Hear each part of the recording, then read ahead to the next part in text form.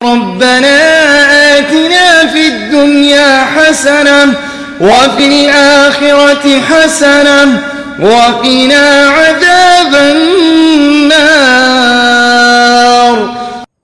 اب انسان اگر عقل کا استعمال نہ کرے، اللہ تبارک و تعالیٰ نے جو شعور دیا اس کا استعمال نہ کرے، وہ اپنی اشرفیت سے محروم ہو جاتا ہے، اپنی افضلیت سے محروم ہو جاتا ہے. اللہ تبارک و تعالیٰ نے جو عزت بخشی ہے اس عزت کا وہ حقدار نہیں رہ جاتا. انسان مکرم کیوں ہے؟ اس لیے کہ دیگر مخلوقات کے مقابلے میں اللہ تبارک و تعالیٰ نے اس کو مکرم بنایا، عقل سے نوازا ہے، دل دیا ہے تاکہ سمجھے، آنکھ دیا ہے تاکہ دیکھے، غور و فکر کرے، کان دیا ہے تاکہ سنے، اچھی اور بری چیز کو سننے کے بعد دونوں کے درمیان تمیز کرے.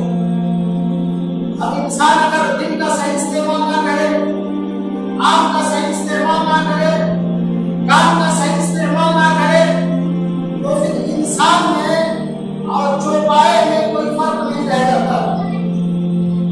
اسی چیز کو اللہ تبارک و تعالیٰ نے قرآن کریم کے اندر واضح انداز میں بیان فرمایا ہے. وَلَقَدْ ذَرَأْنَا لِجَهَنَّمَ كَثِيرًا مِنَ الْجِنِّ وَالْإِنسِ لَهُمْ قُلُوبٌ لَا يَفْقَهُونَ بِهَا وَلَهُمْ أَعْيُنٌ لَا يُبْصِرُونَ بِهَا وَلَهُمْ آذَانٌ لَا يَسْمَعُونَ بِهَا أُولَٰئِكَ كَالْأَنْعَامِ بَلْ هُمْ أَضَلُّ. ہم نے جہنم کے لیے بہت سارے جن اور انسان کو ایسے پیدا کیا ہے جن کے پاس دل ہے لیکن لا يفقهون بها، دل کے ذریعے وہ سمجھتے ہیں، آنکھ ہے لیکن آنکھ کے ذریعے وہ دیکھتے نہیں، کان ہے لیکن کان کے ذریعے وہ سنتے ہیں. اولئک کالانعام، ایسے لوگ چوپائے کی مانند ہیں، چوپائے کی طرح سے، جانوروں کی طرح سے. بل ہم اضل، بلکہ یہ جانور سے بھی زیادہ گمراہ. اللہ نے دل دیا ہے، آنکھ دیا ہے، کان دیا ہے، سوچنے کے لیے، سمجھنے کے لیے، دنیا کے آثار کے اندر غور و فکر کرنے کے لیے، دنیا کی دیگر مخلوقات پر تدبر و تفکر کے لیے. لیکن آدمی اگر ان اعضاء و جوارح کا صحیح استعمال نہ کرے تو پھر ایسی صورت میں اس انسان کے اندر اور ایک جانور کے اندر کوئی فرق نہیں رہے، دونوں کے درمیان کوئی تفریق نہیں رہتی.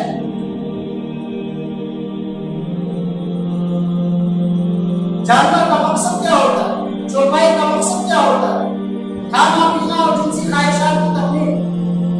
انسان بھی اگر اپنی زندگی کا مقصد یہی بنا لے تو ظاہر ہے عقلی اعتبار سے بھی ایک انسان ایک جانور کے درمیان کوئی فرق نہیں رہتا. اللہ تبارک و تعالیٰ نے ایسے لوگوں کے بارے میں زجر و توبیخ کرتے ہوئے، تحقیق کرتے ہوئے فرمایا ذرهم يأكلوا ويتمتعوا ويلههم الأمل وسوف يعلمون. آپ ان کو کھاتا پیتا اور فائدہ اٹھاتا اور جھوٹی امیدوں میں مشغول ہوتا چھوڑ دیجیے. وسوف يعلمون، ان کو انقریب معلوم ہو جائے گا، ان کو انقریب معلوم ہو جائے گا ان کا انجام کیا ہونے والا ہے. دوسری جگہ اللہ تبارک و تعالیٰ نے ارشاد فرمایا کہ اللہ تبارک و تعالیٰ مومنوں کو ایسی جنتوں کے اندر داخل کرے گا، ایسے باغات کے اندر داخل کرے گا جن کے نیچے نہریں جاری. والذین کفروا یتمتعون ویأکلون کما تأکل الانعام. لیکن جو لوگ کافر ہیں وہ ان کا مقصد صرف یہی ہوتا ہے کہ دنیا سے کس طرح فائدہ اٹھایا جائے، دنیا کی متاع سے کس طرح متمتع ہویا جائے، کس طرح فائدہ اٹھایا جائے. وَيَأْكُلُونَ كَمَا تَأْكُلُ الْأَنْعَامُ، اور یہ لوگ اسی طرح کھاتے ہیں جس طرح چوپائے کھاتے ہیں. چوپائے کے کھانے کا مقصد کیا ہوتا ہے؟ پیٹ بھرنا. یہ لوگ بھی محض اپنے پیٹ کو بھرنے کی غرض سے جانور کی طرح سے کھاتے پیتے رہتے ہیں. وَالنَّارُ مَثْوًى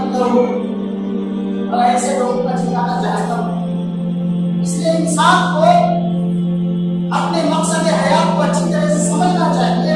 अल्लाह तबारक व तआला ने किसने उसको पैदा किया। हम सब से हज़रत आदम अलैहिस्सलाम से लेकर क़यामत तक जितने लोग आए सबसे अल्लाह तबारक व तआला ने अहद किया है, सबसे वादा किया है, जिसको अहद रसूल कहते हैं। सबसे अल्लाह तबारक व तआला ने अहद किया है और हम सब ने इकरार किया है। अलस्तु बिरब्बिकुम, अल्लाह तबारक व तआला ने जब अहद किया हज़रत आदम अलैहिस्सलाम की पुश्त से उनकी सारी औलाद को निकालकर, अलस्तु बिरब्बिकुम, क्या मैं तुम सबका रब नहीं हूँ? क़ालू बला शहीदना, सबने इकरार किया, सबने इकरार